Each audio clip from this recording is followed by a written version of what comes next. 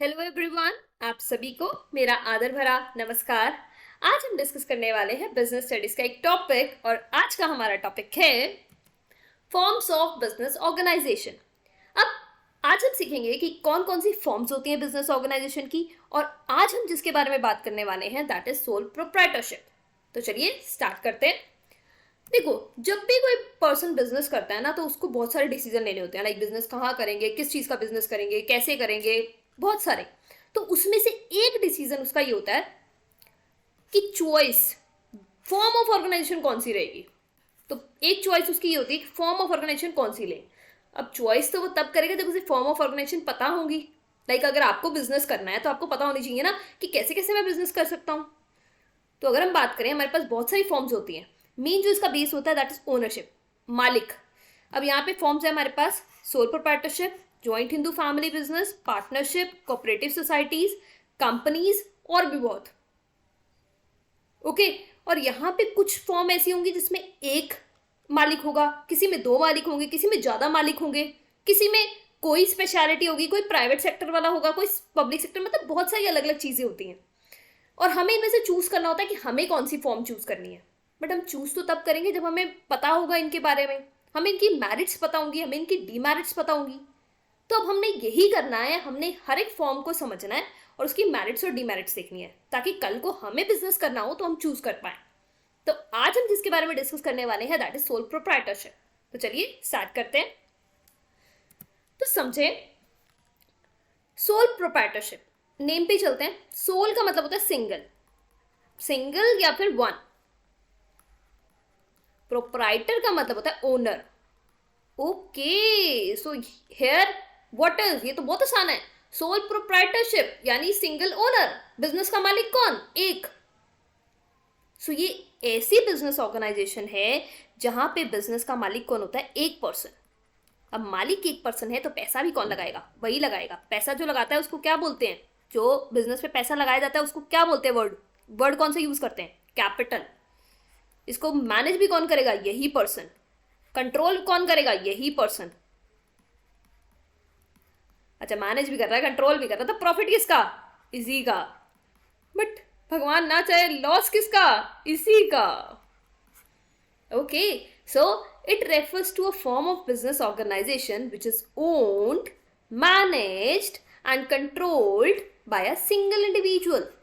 जो जिसका मालिक भी एक पर्सन है, मैनेज भी वही कर रहा है, कंट्रोल भी कर रहा है।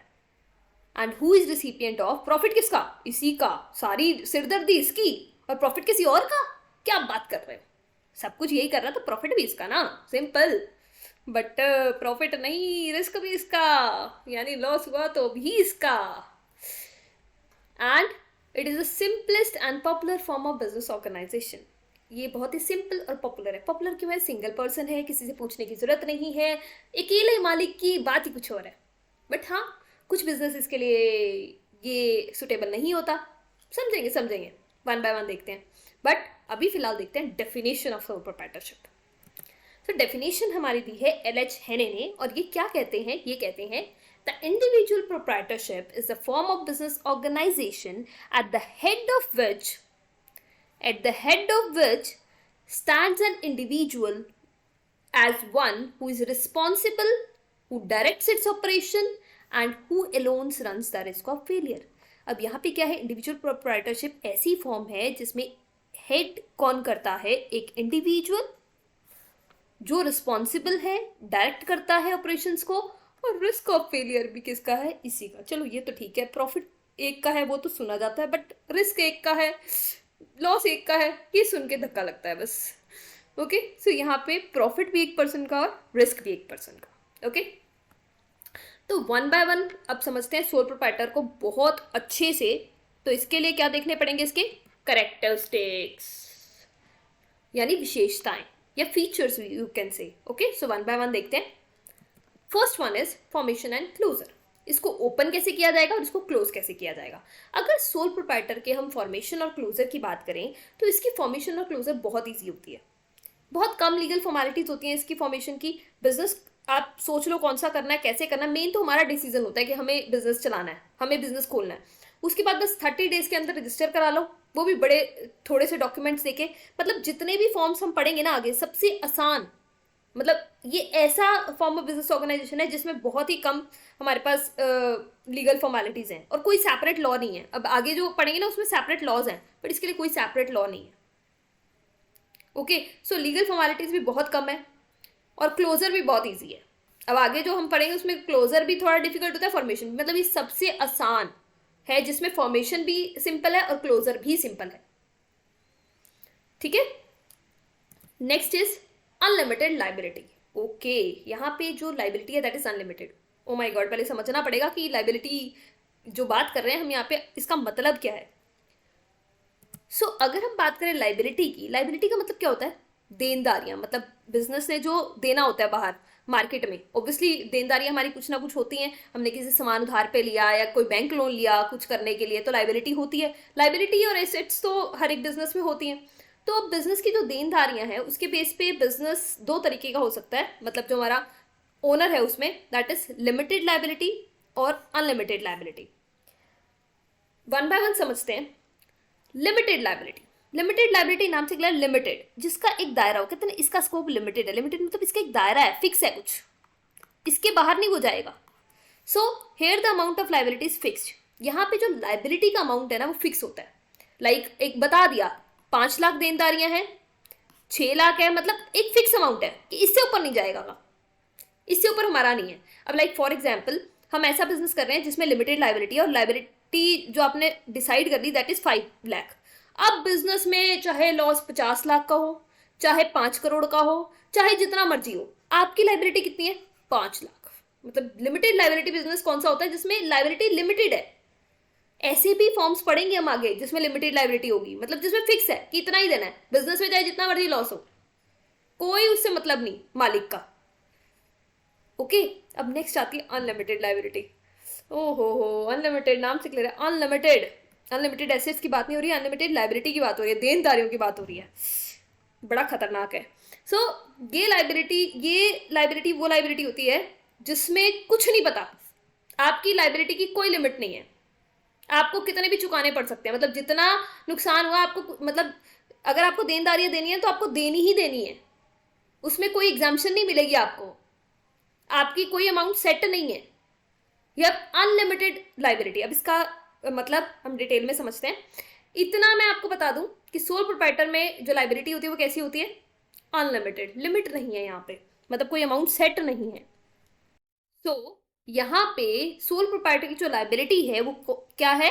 अनलिमिटेड। अनलिमिटेड का मतलब क्या है? उसकी लाइबिलिटी की कोई लिमिट नहीं है। तो इसका मतलब क्या है समझते हैं। This implies the owner is personally responsible. Owner की पर्सनल रिस्पॉन्सिबिलिटी है।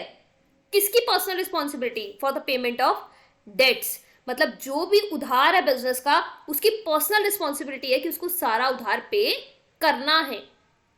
अब एक एग्जाम्पल लेते हैं। सपोज हमारा बिजनेस डेट है, यानी बिजनेस का उधार है बाहर 5 लाख। तो अब देखो इसको पे कहां से करना है? बिजनेस के एसेट से। बिजनेस में जो पैसा है, अगर देखो बिजनेस एसेट्स 5 लाख है तब भी प्रॉब्लम नहीं है, 5 लाख डेट है, उधार लिया, बिजनेस से दे देंगे। अगर सपोज बिजनेस सेट है 5 लाख और एसेट्स है 8 लाख, तब भी कोई दिक्कत नहीं है, उसमें से 5 लाख पे कर देंगे। बट दिक्कत कब आती है? बिजनेस डेट्स तो है कितने? 5 लाख, केस वही है, बट बिजनेस एसेट्स है 2 लाख, बिजनेस में सिर्फ 2 लाख पड़े हैं, तो बाकी के 3 लाख, बाकी के 3 लाख की रिस्पॉन्सिबिलिटी किसकी? बाकी के 3 लाख की रिस्पॉन्सिबिलिटी किसकी? सोल प्रोप्राइटर की, ओनर की। यानी यहां पे उसकी जो रिस्पॉन्सिबिलिटी है वो अनलिमिटेड है। जितना भी मतलब पैसा कम पड़ेगा वो कौन पाएगा? ओनर डालेगा। अब ये 3 लाख कहां से लाएगा? अब ये 3 लाख लाएगा अपनी पर्सनल प्रॉपर्टी से। यानी इसकी जो भी पर्सनल प्रॉपर्टी है, अपना चाहे घर बेचे, चाहे कार है, चाहे कोई भी एसेट है, इसको कुछ भी बेच के उसका जो मतलब बिजनेस का जो डेट है यानी जो उधार है वो चुकाना ही होगा। सो यहां पे क्या है? This implies the owner is personally responsible for payment of debts in the case of assets of business are not sufficient to meet the debts.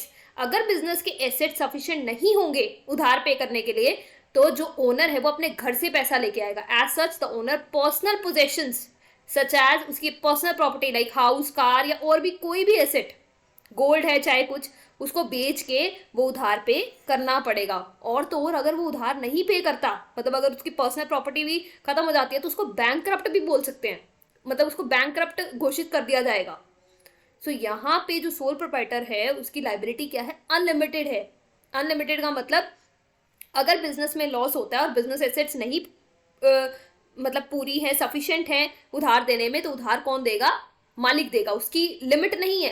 वो ये नहीं कह सकता कि 2 लाख था तो बाकी का 3 लाख नहीं मिलेगा, उसको देना होगा। उसकी लाइबिलिटी की कोई लिमिट नहीं है। Hope that's clear. सो ये पॉजिटिव पॉइंट है या negative point? Obviously negative point है। लिमिटेड लाइबिलिटी होती तो पॉजिटिव पॉइंट हो जाता। ओके, नेक्स्ट है sole risk bearer and profit recipient. अब यहाँ पे जब हम बिजनेस करते हैं तो बिजनेस में 2 चांसेस हैं। देखो, करते तो हम इसीलिए कि प्रॉफिट होगा, बट फिर भी फ्यूचर इज अनसर्टेन, तो 2 चांसेस रहते हैं। या तो हमारा बिजनेस चल जाएगा यानी सक्सेसफुल हो जाएगा, या फिर अनसक्सेसफुल हो जाएगा, राइट? अगर बिजनेस हमारा सक्सेसफुल हो गया तो क्या मिलेगा? पैसा, पैसा, दैट इज प्रॉफिट। और अगर अनसक्सेसफुल हुआ तो क्या मिलेगा? या तो जितना प्रॉफिट चाहते हैं वो नहीं मिलेगा यानी अनसफिशिएंट प्रॉफिट, या फिर लॉस, राइट? तो यहां पे ये सक्सेसफुल हुआ तो किसका प्रॉफिट? किसका? एक पर्सन का। अनसक्सेसफुल हुआ तब किसका? एक पर्सन का। तो यहां पे सोल मतलब सिंगल रिस्क बेयरर, रिस्क भी एक ही का है और प्रॉफिट भी एक ही का है। तो अगर बिजनेस चल गया तो माला माल भी एक पर्सन, और अगर बिजनेस डूब गया तो नुकसान भी एक ही पर्सन का। So risk of failure of business is borne all alone by a sole proprietor, एक ही पर्सन है। However, if the business is successful, the sole proprietor enjoys all the benefits. Benefits भी किसके? एक ही पर्सन के। He receives all the business profit which become a direct reward for his risk bearing. उसको पता है कि अगर वो काम करेगा तो सारा प्रॉफिट किसका है? उसका है। तो सारी जिम्मेवारी उसके कंधों पे है। Okay, so here sole risk bearer and profit recipient, एक ही पर्सन होता है जो रिस्क बेयर करता है और एक ही पर्सन होता है जिसको सारा प्रॉफिट मिलता है। Hope that's clear. Next point is no separate entity. देखो, हर एक पर्सन की एक एंटिटी होती है, इसी तरीके से बिजनेस की भी एंटिटी होती है, आइडेंटिटी होती है बेसिकली। तो अब बिजनेस की क्या आइडेंटिटी है in the eyes of law? तो अगर लॉ की बात करें तो आइडेंटिटी 2 टाइप की होती है। लीगल आइडेंटिटी, यहाँ पे जो हम आइडेंटिटी की बात करें, legal identity, identity in the eyes of law. Law के आइज में कैसी आइडेंटिटी है? बिजनेस की। किसकी आइडेंटिटी की बात कर रहे हैं हम? ये बिजनेस की। ओके, तो यहां पे जो आइडेंटिटी होती है वो 2 टाइप्स की होती है, that is separate legal entity और नो सेपरेट लीगल एंटिटी। अब समझते हैं। यहां पे 2 जो हमने लिए हैं, दैट इज मालिक और बिजनेस। तो अगर हम बात करें सेपरेट लीगल एंटिटी, सेपरेट का मतलब क्या है? यहां पे मालिक और बिजनेस अलग अलग है, इनके बीच में एक दीवार है। यानी जो मालिक है और बिजनेस है, दे आर डिफरेंट। किस पॉइंट ऑफ व्यू से? लीगल पॉइंट ऑफ व्यू से।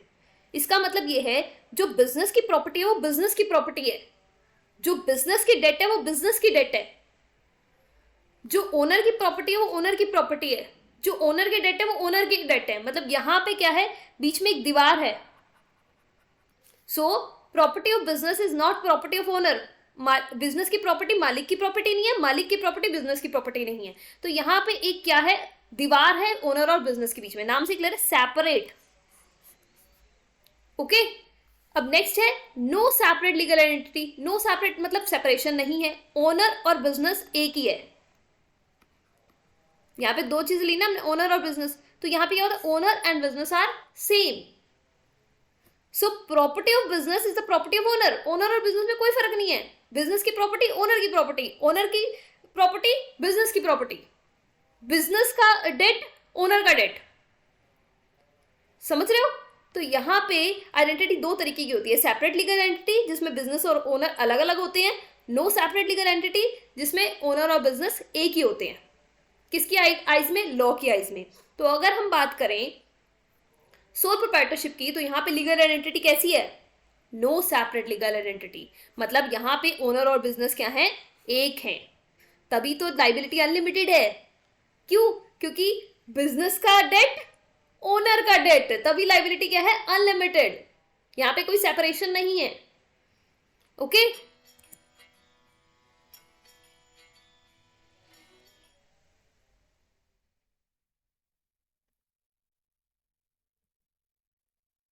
सो यहाँ पे कोई सेपरेशन नहीं है। So no separate entity in the eyes of law, not in the eyes of law no distinction is made between the sole trader, मतलब जो owner है, and his business, as business does not have a identity separate from its owner. Owner और business एक ही है, इनके बीच में कोई भी डिफरेंस नहीं है from legal point of view. हम लीगल पॉइंट ऑफ व्यू की बात करें, किसकी बात करें? लीगल पॉइंट ऑफ व्यू की। So the owner is therefore held responsible for all the activities of business. Business की सारी एक्टिविटीज के लिए कौन रिस्पॉन्सिबल है? मालिक ही रिस्पॉन्सिबल है। Okay, hope that's clear. Next हमारे पास आता है लैक ऑफ बिजनेस कॉन्टिन्यूटी। देखो एक ही पर्सन है यहाँ पे और वही बिजनेस को चला रहा है, वही मालिक है, तो यहाँ पे अगर उस पर्सन को कुछ हो गया तो ये बिजनेस क्लोज हो जाएगा। और पहली बात, अगर उसको कुछ हुआ, अगर सपोज चोट भी लगती है तब भी बिजनेस इंपैक्ट होगा, और अगर उसको कहीं जाना पड़ जाता है तब भी बिजनेस इंपैक्ट होगा, और अगर उसकी डेथ हो जाती है तो बिजनेस क्लोज होने के चांसेस हैं। तो यहाँ पे जो कॉन्टिन्यूटी है ना बिजनेस की, that is question mark, because एक पर्सन है। बट अब क्वेश्चन ये है कि कंटिन्यू हो ही नहीं सकता। लाइक फॉर एग्जाम्पल, अगर एक पर्सन है, बिजनेस करता है और उसकी डेथ हो जाती है, तो ये भी पॉसिबिलिटी कि उसका जो बेटा है या बेटी है वो उसको कंटिन्यू करे। बट वो तो उनका इंटरेस्ट है ना कि वो कंटिन्यू कर सकते हैं या नहीं कर सकते, क्या पता उनके पास वो कैपेबिलिटीज हैं या नहीं। तो यहाँ पे जनरली ये होता है कि जो बिजनेस होता है वो कंटिन्यू नहीं होता। Okay, so there is lack of business continuity, यहाँ पे कॉन्टिन्यूटी नहीं रहती, बिकॉज एक ही पर्सन है, अगर डेथ हो जाती है, कुछ हो जाती है, तो बिजनेस बंद हो जाता है। तो यहाँ पे बिजनेस की कॉन्टिन्यूटी है, कॉन्टिन्यूटी पे जो है वो क्वेश्चन मार्क है। Hope that's clear. Next is full control. अब यहाँ पे क्या है, हमारे पास एक पर्सन है, वही मालिक है बिजनेस का, तो मालिक वही है तो सारे डिसीजन भी वही लेगा। तो यानी यहाँ पे एक पर्सन है, उसी के सारे डिसीजन है, आपको किससे पूछने की जरूरत नहीं है कहाँ से सामान लेना है, किसको देना है, कैसे बनाना है, क्या करना है, सारे डिसीजन कौन लेगा? यही पर्सन। इसको किसी के इंटरफेरेंस की जरूरत नहीं है, ही इज एब्सोल्युटली फ्री। कौन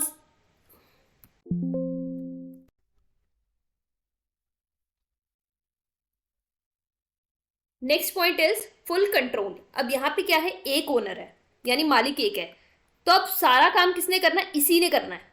सो सारे डिसीजन किसने लेने हैं? इसी ने लेने हैं। क्या इसको किसी से पूछने की जरूरत है?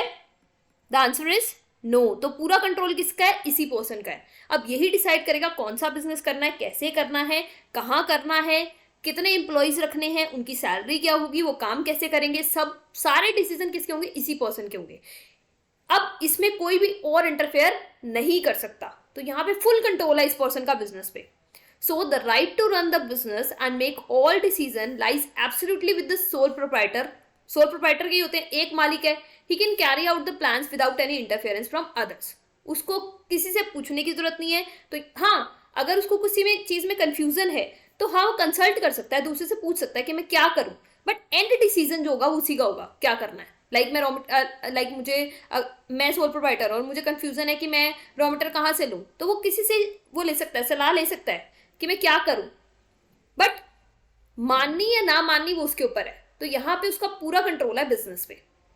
Hope that's clear. So conclude करते हैं टॉपिक को। अगर हम बात करें कैरेक्टरिस्टिक्स ऑफ सोल प्रोप्राइटरशिप, तो हमने देखा first was formation and closure, जो कि बहुत ईजी होता है। Next is unlimited liability. Liability की कोई लिमिट नहीं होती, जो कि हमारा पॉजिटिव पॉइंट नहीं है, नेगेटिव है। Next is because negative point क्या हो, क्यों